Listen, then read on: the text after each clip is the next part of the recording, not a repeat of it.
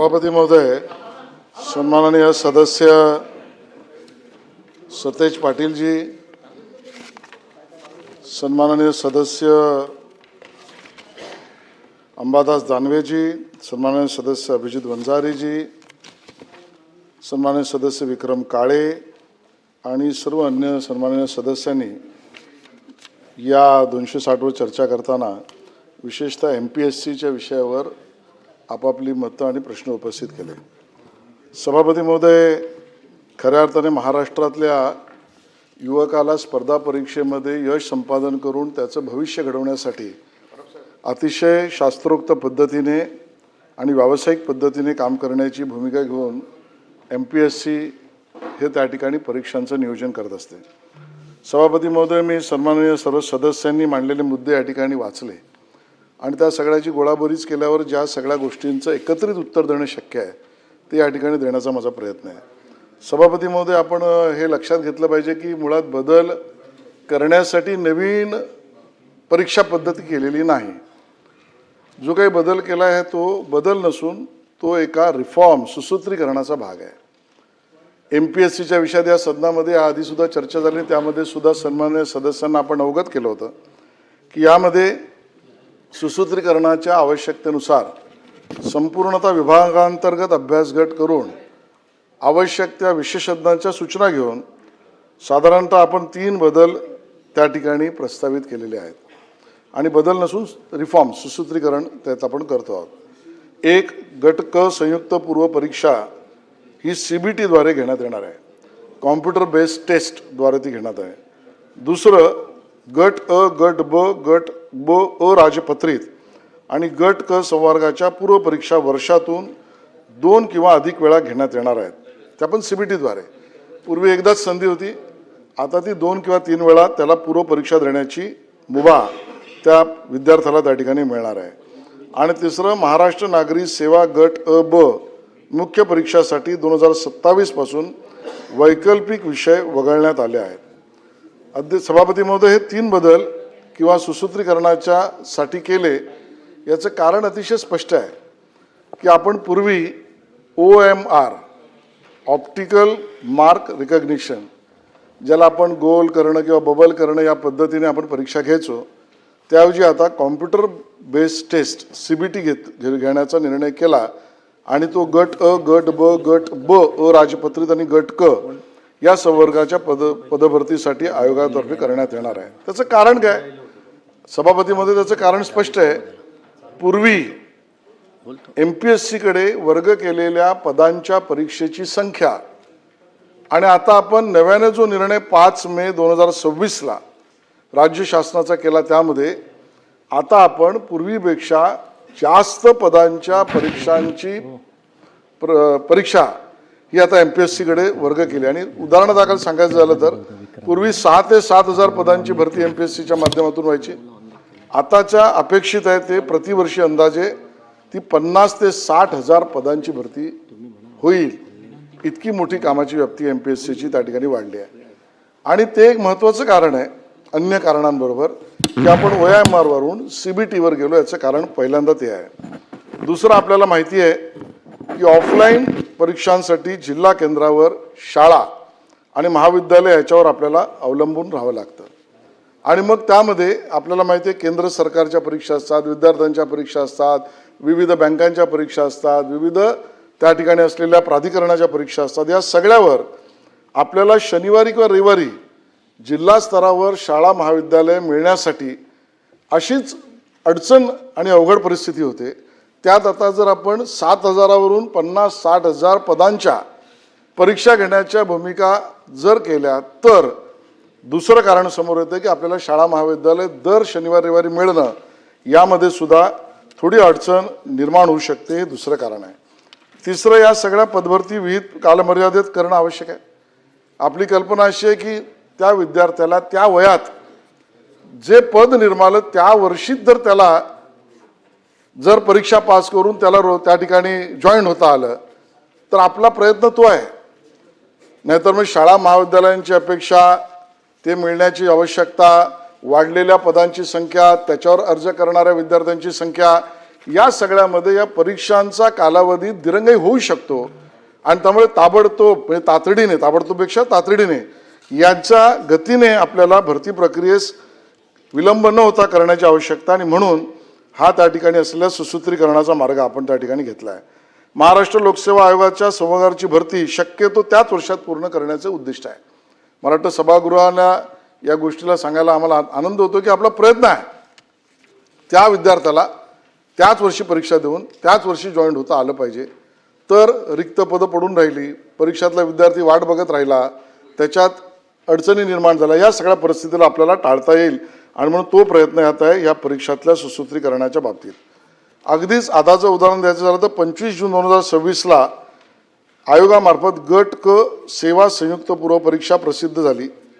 पदं होती 2619 आणि उमेदवारांचे अर्ज मी सर्वसाधारण सांगतोय 4 लाखाच्या वर आहेत. आता 4 लाख मुलं परीक्षेला बसतील 2600 अभिजितजी पदांसाठी आणि आता आपण 50-60 हजार पदांच्या त्या ठिकाणी घेणाऱ्या परीक्षा आहेत आणि त्यामुळे कॉम्प्युटर बेस्ड टेस्ट ही त्याच्यातली अतिशय तंत्रज्ञानाची आता अवेलेबल असलेली पारदर्शक सुरक्षित अशा पद्धतीची जलद गतीने परीक्षा प्रक्रिया पूर्ण करण्याची एक पद्धत आहे. बरं, ही पूर्वपरीक्षा ही चाळणी परीक्षा हे पण आपण समजून घेतलं पाहिजे आणि त्यामुळे CBTद्वारे ते आधुनिक तंत्रज्ञानाच्या आधारावर तातडीने करता येईल. हाही विषय समोर आला सभापती महोदय की आपल्याकडे विद्यार्थ्यांना या CBTच्या परीक्षा देण्यात विद्यार्थी म्हणून काही अडचणी येतील त्या दूर केल्याच पाहिजेत. पण आपल्याला माहिती आहे की मग काहींनी प्रश्न उपस्थित केला की जिल्हा स्तरावर आमच्या विद्यार्थ्यांना जावं लागेल ग्रामीण भागातून.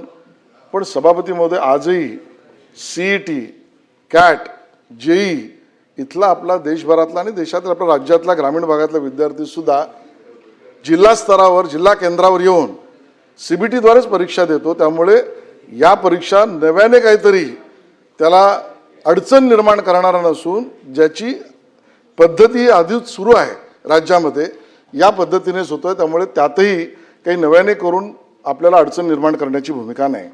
अजूनही स्पष्ट सांगायचं झालं तर हेच विद्यार्थी जे MPSCला बसतात ते विविध परीक्षांमध्ये सुद्धा बसलेही पाहिजे. त्यामध्ये सुद्धा CBT पद्धतीने ते परीक्षा देतात. उदाहरण, कर्मचारी निवड आयोग SSC प्रति परीक्षा उमेदवारांची संख्या 45 ते 50 लाख. तिथेही नॉर्मलायझेशनला मी पुढे येतोय पण नॉर्मलायझेशन पद्धतीने CBTद्वारे हेच विद्यार्थी ज्यातले जे बसू पाहतात ती परीक्षा देतात. रेल्वे भरती बोर्ड RRB प्रति परीक्षा 1.5 कोटीपर्यंत विद्यार्थी बसतात, ती CBTद्वारे होते. बँकिंग क्षेत्रातील IBPS प्रति परीक्षा 25-30 लाख विद्यार्थी त्या ठिकाणी बसतात, ती सुद्धा CBTद्वारे होते. या ठिकाणी मला सांगितलं मी मगाशी JEE 15-16 लाख विद्यार्थी बसतात. UGC NET 8 ते 10 लाख विद्यार्थी, MHCET 8 ते 10 लाख, CAT 2.5 ते 3 लाख. आणि त्यामुळे ह्या पद्धतीने अगोदर किंवा MPSC बरोबर CBT पद्धतीने परीक्षा देणारे विद्यार्थी आपल्या राज्यामध्ये मोठ्या संख्येने आहेत, हा सांगण्याचा त्यातला प्रयत्न आहे. सभापती महोदय, अन्य राज्यांमध्ये सुद्धा केरळ असेल, तेलंगणा असेल, आंध्र प्रदेश असेल, राजस्थान असेल, उत्तर प्रदेश असेल, कर्नाटक असेल, तामिळनाडू असेल, बिहार असेल, हिमाचल प्रदेश असेल, यामध्ये लोकसेवा आयोग व दुय्यम सेवा मंडळाकडून गट अ, ब व क पदासाठी CBTद्वारे परीक्षा होतात. आता या पद्धतीच्या परीक्षा अन्य राज्यातही होतात. राज्यातील विद्यार्थी MPSC आधी सुद्धा देतात, MPSC बरोबर अन्य केंद्रीय परीक्षा सुद्धा CBTद्वारे देतात आणि त्यामुळे हा सुसूत्रीकरणाचा फायदाच विद्यार्थ्यांना त्या ठिकाणी होईल आणि पारदर्शक पद्धतीने होईल. पारदर्शक म्हणताना ते जे परीक्षा देतात त्यामध्ये त्यांच्या असलेल्या परीक्षांचा आपण ज्याला म्हणू आन्सर शीट्स या सुद्धा त्यांच्या अकाउंटवर आपण त्या ठिकाणी अपलोड करून त्यातली पारदर्शकता वाढवण्याचा ह्यातला प्रयत्न आहे. नॉर्मलायझेशनवर सभापती महोदय या ठिकाणी मुद्दा उपस्थित झाला. गुणांचे समानीकरण करण्याची पद्धत या विषयावर प्रश्न उपस्थित झाले. सभापतीमध्ये मला अतिशय नम्रपणे सांगायचे की ही समानीकरणाची पद्धत नॉर्मलायझेशन याला सर्वोच्च न्यायालयाने माननीय सर्वोच्च न्यायालयाने मान्यता दिली आहे. State of Uttar Pradesh versus Atul Kumar Dwivedi या 2022च्या SLP मध्ये जो निर्णय 7 जानेवारी 2022ला दिला त्यामध्ये पोलीस भरतीच्या ऑनलाईन परीक्षा 29 वेगवेगळ्या सत्रांमध्ये म्हणजे वेगवेगळ्या शिफ्टमध्ये करण्याच्या बाबतीत सुद्धा प्रश्न उपस्थित झाला, कारण त्याच्यावरच आधारित नॉर्मलायझेशनचा विषय आहे. आणि मग त्याची एक समान पद्धत नॉर्मलायझेशनची समानीकरणाची कुठे असली पाहिजे याचं सूत्र न्यायालयाच्या निर्णयामध्ये दिलेलं आहे. त्याचाच आधार घेऊन आपण राज्यात आपण या नॉर्मलायझेशनमध्ये विविध शिफ्टमध्ये परीक्षा करून त्या नॉर्मलायझेशनची पद्धत त्या ठिकाणी अपनवतोय. हा त्यामध्ये मला सभागृहाला नम्रपणे सांगण्याचा मुद्दा आहे. सभापती महोदय, high level committee of experts doctor K Radhakrishna यांच्या अध्यक्षतेखाली 2024ला जी समिती केंद्र सरकारची झाली त्यात सुद्धा CBTचा आग्रह हा त्या ठिकाणी धरण्यात आला आणि त्या आधारावर आपण हा निर्णय केलेला आहे. सभापती महोदय, काही तांत्रिक चुका याआधी झाल्या, कारण ज्यामध्ये स्टॅटिस्टिकल फॉर्म्युला नॉर्मलायझेशनसाठी वापरला गेला. 2 उदाहरणं या ठिकाणी दिली, मी ते मांडत नाही, कारण 200च्या मार्काला 200च्या पेपरला 202 मिळाले आणि त्यामध्ये काही तांत्रिक चुका झाल्या, त्याच्यावर इन्क्वायरी पण झाली. याच्यातनं सुद्धा अद्ययावत पद्धतीने सुप्रीम कोर्टाच्या गाईडलाईनच्या आधारावर तर नवीन प्रणालीच्या आधारावर आपण हा त्या ठिकाणी लोकसेवा आयोगाच्या परीक्षांचा विषय त्या ठिकाणी पुढे नेतो आहोत. सभापती महोदय, आयोगामार्फत 1 डिसेंबर 2022 पासून 138 म्हणजे MPSC सुद्धा 138 संवर्गाच्या सरळ सेवा विभागीय परीक्षा या CBTद्वारे MPSC पण घेत आहे. आता फक्त आपण ब राजपत्रित आणि क सगळ्यांसाठी घेतो आणि त्यामुळे त्यातलीही समानता त्या ठिकाणी करतो आहोत. याचे फायदे स्वाभाविक आहे. प्रश्नपत्रिकेची गोपनीयता, परीक्षा संचालन, परीक्षा केंद्रांचे नियंत्रण, पोलीस बंदोबस्त, परीक्षा केंद्रातील केंद्रप्रमुख, पर्यवेक्षक इत्यादींची नियुक्ती. यात एक प्रश्न उपस्थित झाला की खाजगीकरण होत आहे का, तर सभापतीमध्ये त्याचं उत्तर नाही असं आहे. या परीक्षा MPSCच घेईल, पण जसं कुठलीही परीक्षा घेताना आपल्याला CBTद्वारे किंवा ज्याला IOTवर घ्यायची असेल तर त्याला एक पद्धतीची व्यवस्था उभी करायला लागेल. ती व्यवस्था उभी करण्यासाठी आपण विविध या क्षेत्रातल्या तज्ज्ञ, मग TCS असेल, अन्य असतील, यांच्या आपण त्या ठिकाणी व्यावसायिक मदत घेत असतो.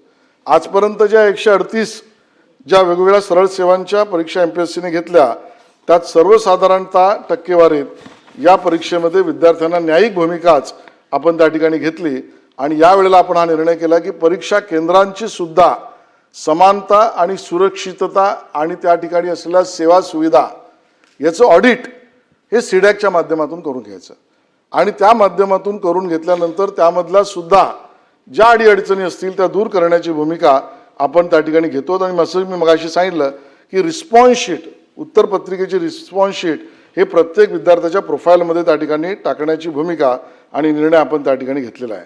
वर्षातून 2 वेळा तरी ही संधी आपल्या विद्यार्थ्यांना मिळणार.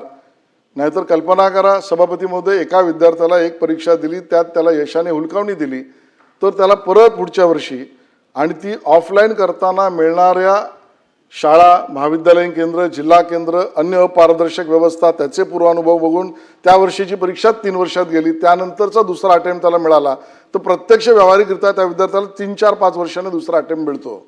आता पारदर्शक जलद गतीने ताबडतोब त्या ठिकाणी, ताबडतोब म्हणण्यापेक्षा तात्काळ निर्णय आणि त्यामध्ये त्याला पुन्हा एकदा संधी, या आधारावर आपण जलद निकाल प्रशासकीय खर्चात बचत अशा पद्धतीने हा निर्णय त्या ठिकाणी घेतला आहे. आणि या तिन्ही बदलाच्या आधारावर, सुसूत्रीकरणाच्या आधारावर MPSCच्या निर्णयातून महाराष्ट्रातील युवकांना, युवतींना, विद्यार्थ्यांना जास्ती पारदर्शक पद्धतीने योग्य कारभार करण्याने परीक्षा देण्याची संधी मिळेल, असे या ठिकाणी मी नम्रपणे आपल्या माध्यमातून सभागृहाला उत्तरात निवेदन करतो.